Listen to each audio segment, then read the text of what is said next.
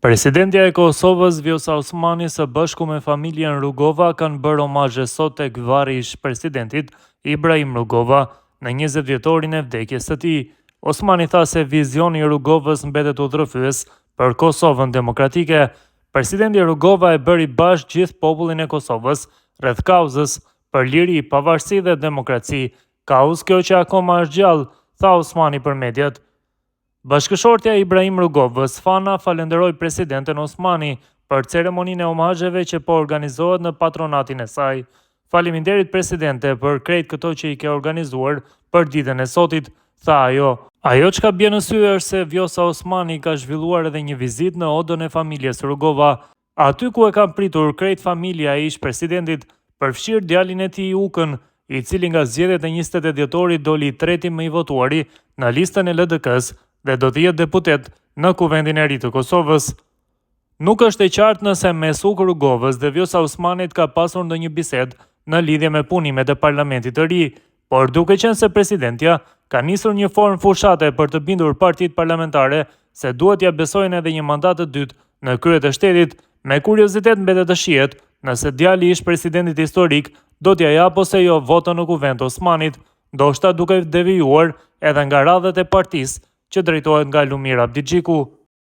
Omazhet tek varri i Rugovës në Velani kanë bërë edhe diplomatët e huaj në Kosovë. Në ditën e 21 të janarit 2006 mbylli syt për herë të fundit presidenti i parë i Kosovës, Ibrahim Rugova. Prej asaj date që mblodhi mijëra njerëz në nderim të tij, janë bërë plot 20 vite. Kanë kaluar plot 2 dekada që nga dita kur mijëra qytetarë u mblodhën për t'i dhënë lamëtumirën e fundit, edhe sot 20 vite më pas, ai mbetet një figurë monumentale në historinë e Kosovës, një lider që punoi pa u lodhur për pavarësinë, të cilën fatkeqësisht nuk arriti ta shihte me sytë e tij.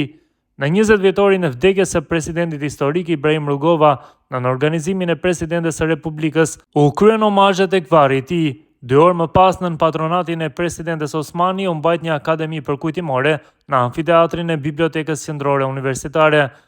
Ndaras prej presidencës në orën 11, partia e krijuar nga Rugova, Lidhja Demokratike e Kosovës, mbajti një tjetër akademi përkujtimore në sallën e kuqe në Pallatin e Rinisë.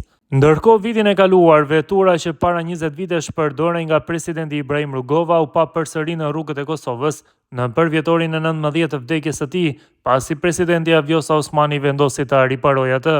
Nga kabineti presidentes Vjosa Osmani thanë se vetura do të përdoret vetëm për raste solemne dhe do të ruhet në garazhin e presidencës së Kosovës. Në 15 mars të vitit 2005, teksa eskorta e ish presidentit Rugova po lëvizte në këtë rrugë që tash quhet Agim Ramadani, ju bë atentat ndaj tij. Kur vetura në të cilën ndodhej Rugova erdhi pikërisht në atë vend, ndodhi një shpërtim. Eksplozivi dyshohet se ishte vendosur në disa kontejner. Rugova i shpëtoi atentatit dhe më pas u takua në Prishtinë me ish përfaqësuesin e lartë për politikën e jashtme të Bashkimit Evropian, Javier Solana.